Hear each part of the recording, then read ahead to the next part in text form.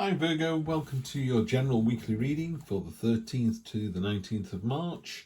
This looks great, apart from this one here, but let's get into the rest of it. This is one of the better reads you've had in weeks. So you start off with energy on the bottom, which is the Four of Wands card of freedom. The bird has broken its chains. It's broken its chains. It's not been set free. Yeah, it broke the chains that were holding it back, and it's having a quick look around before it flies away. Could be a phoenix, could be the rebirth. I've decided this is what I want, new start, all that kind of stuff, all the good stuff. The Four of Wands, fours are very foundational. You take 4 tree trunks and pile them into the ground and put a wooden base on top of it. You've the start of a very good cabin in the woods. It's like the foundations are rock solid. So that it's that kind of card as well, about almost clearing the ground for a new start to kind of build on top of. Great energy. So that's the energy we're going to build on this week. First of all, your present position, you've got the 8 of Pentacles. It's a card of hard work and diligence, and I love the Pentacles as a suit because it's real roll your sleeves up energy.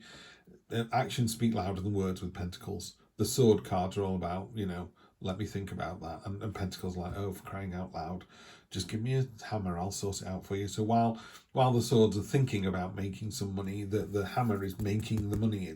It's making it, it's doing it. It's a real card of just roll your sleeves up and get on with it. And this is other people seeing this, they're going, wow, check you out. This hammer is smoking from the amount of use it gets. It's being used, so you're using your talents to good effect. People are seeing that. And again, could be something as simple as you're in a relationship and you're loading and emptying the dishwasher. People are opening the dishwasher going, oh, brilliant, they've already done it, great. I love to see that. Not me personally, what I'm saying is, people open the dishwasher and go, really, that's been in for 4 days, beginning to smell. Or they open it and go, oh, it's been done. Or, oh, I suppose I've got to come home and hoover up. Oh, it's been done, brilliant, and it's that kind of thing. And again, in a workplace, people are going, oh, has anyone got time to finish? Oh, the job's been done. Really being on the ball, yeah. You got the Justice card here. I'm Libra, so, do check out Sun, Moon and Rising. If any of you have got Leo in your reading, check out the Leo read. That is astonishingly good, really good. There's always a reading every week that's pretty good. I mean, yours is good. It's not the best one, but it's good. But Leo this week, I doubt we're going to beat that. I'm on reading 4, so there's plenty to go, but I doubt we'll beat it. This is Justice, cold light of day. You can't plead for mercy. You can't beg. You can't buy this creature off. Is it male? Is it female? Is it an intersex being? Doesn't matter. It's veiled.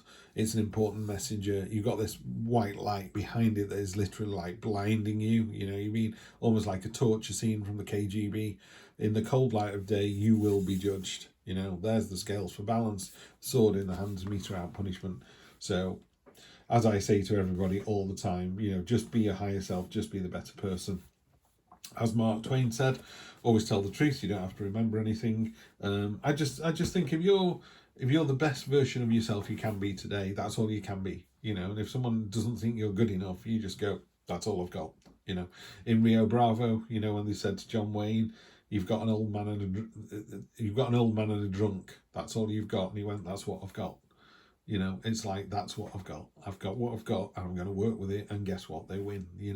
And it gives me goosebumps. That line, just fantastic. That's what I've got. So this is you this week. This is you, Virgo. This is all I am is in front of you here. That's it. The unexpected position. So you're doing a great job. You've decided to roll your sleeves up and get on with it. It's very foundational. It's very life affirming. I think I would say so. Some days when you're not feeling too great in your own head, you do a couple of vocational things. So you do a good job at work, or you drive the kids to school and you kiss them all and tell them all you love them as they get out of the car. There's just a couple of things where you go, I've ticked that box. I drove sensibly. I didn't beep at anybody. I didn't give them the international symbol of friendship. So we had a safe journey to school. I kissed the kids, told them I love them, and I drove sensibly back. And now I'm going to start work. Just ticking little boxes like that, I think. So there's lots of those going on. And then the expectation is you need to hold the higher ground. You need to make sure that what you're doing, whatever you do in life, you've got to make sure that it works for you first and foremost. You can't pour from an empty cup. And in order, if that happens, then everything else follows suit. You know, the classic line is, I could wake up grumpy or I could let him have a lie in. Yeah, and you're the same. You can either wake up and go, today I'm going to conquer the world. I'm going to be Alexander the Great or Alexandra the Great. You can be whatever you want as long as you're great. What's the similarity between Winnie the Pooh and Alexander the Great? They both have the same middle name. Sorry, just popped into my head. I'm not supposed to tell jokes. My wife has told me for years not to tell jokes, but there you go. So, you know, yeah, you can wake up grumpy or you wake up like you're going to rule the world. And I think if you, and believe it or not, and I don't care either way, if you wake up thinking you're Alexander the Great, as long as you're not in a mental institution, if you wake up thinking you're Alexander the Great, you're going to have a better day than being one of the grumpy dwarves. Yeah, just trust me, that's what happens. In the unexpected position, love this card. Love that expression as well. That is someone who is dancing on her own and cares not a jot. You know, the water is pouring out of these two bowls onto the land, into the pool, in a more traditional read. I love the fact that her dress is as black as night. You can't actually see it. As the world, there's the spot varnish behind her is the world turning. You know, this idea of rotating around the North Star. I just love it. It's a great card. This is a card of promise, dreams coming true, of intent. And I always think it's a card of dreaming big, you know. Oh, wish we lived in a bigger house. Well, what's a bigger house? You know, put some meat on the bones. Really, really pad out the dream. Don't pad it out. Really get the detail on there. There you go. I think at the moment your life is a pencil sketch. Now you need to ink it in. You know, it's like, this is what I kind of want. I want it to kind of look like this. Get some ink in there. Start making it real. Start making things happen. Next week you've got a victory. End of hostilities. There's a knife in the ground. So in a relationship, it could be you and your partner that have agreed to bury the hatchet and just go, do you know what? This is over. This situation's over. This hunter down here was causing so many problems. The lion ate it. And rather than us all going, oh my God, a lion's eating a human, we've all kind of got the flags out and going, hooray, well done you. It's a card of the knight coming back from the quest. He's either rescued the princess or killed the dragon, whatever it is he's supposed to have done in a gender neutral way, blah, blah, blah. So the knight has gone out to rescue something and happy days. And everyone's cheering as they came in, but they're a bit sort of, now what are you going to do? What next?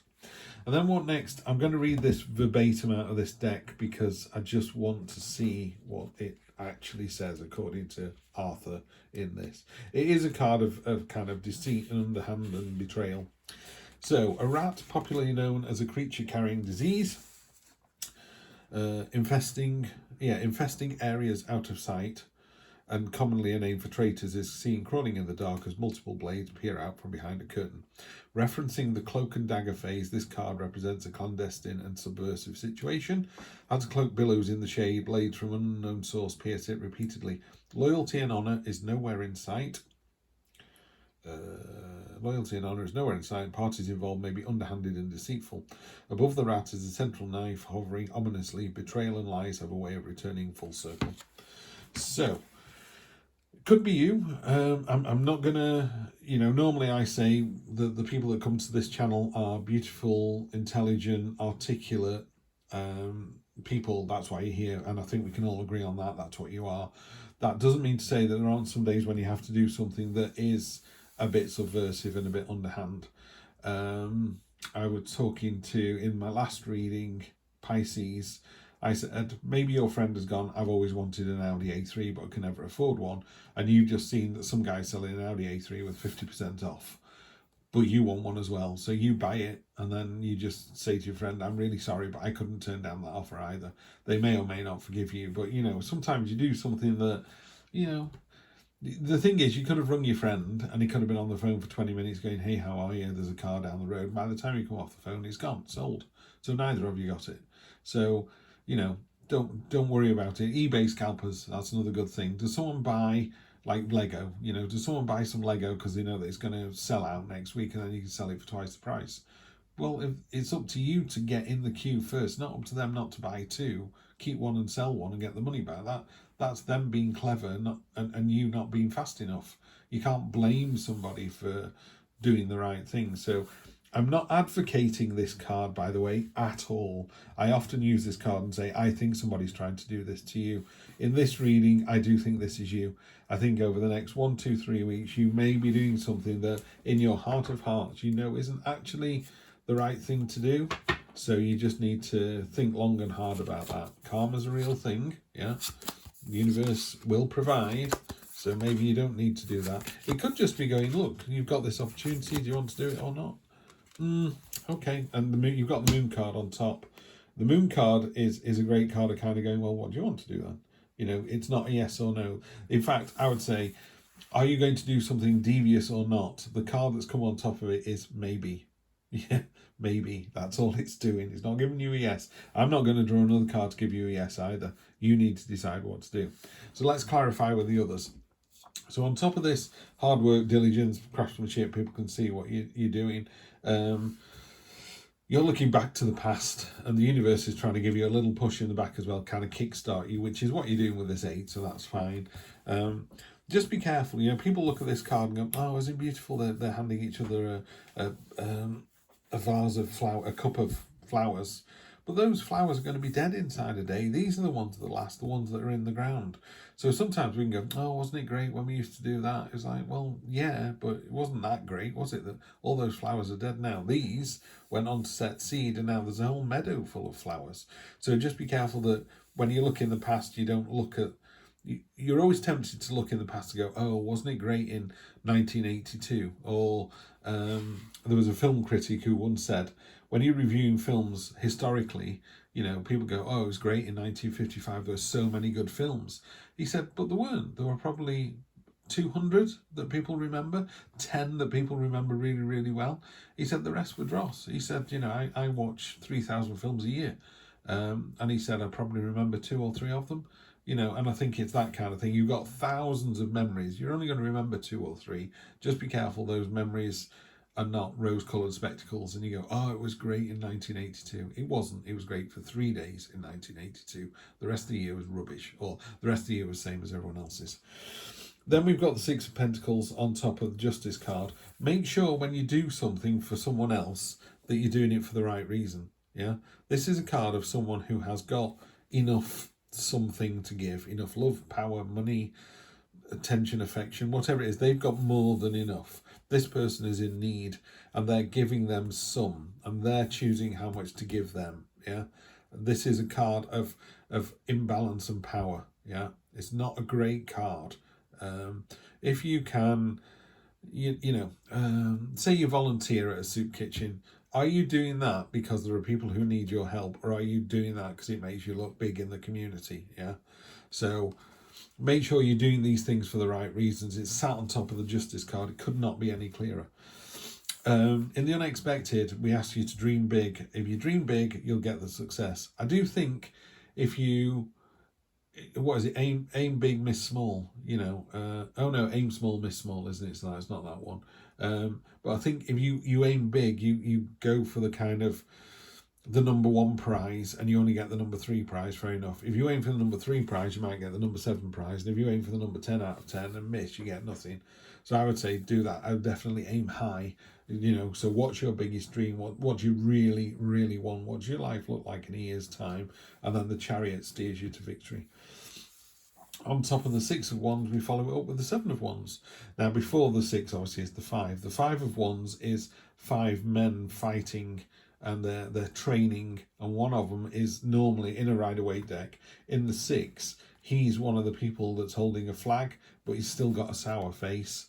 So there's that kind of, I was fighting you, and it was just a training exercise, but it started to get a little bit out of hand. Then you won, you had this victory, and I'm not happy about it, I'm sour grapes. So you have to fight, you have to destroy them all, basically. You stand on top like, I am the victor. Yeah, I am victorious. You've got 2 cards of success here. 3 of you count the star as well. I would say that's a card of success. So that leads me to this last one here. You're going to get success. If we put a wall up here, yeah, and said over the next 1, 2, 3 weeks, you could choose to do something that's maybe not quite the right thing to do. Yeah, and again, it's a maybe. I'm not, the moon card is a card of two-face. It can be a card of deceit. It could be a card of not seeing the full picture.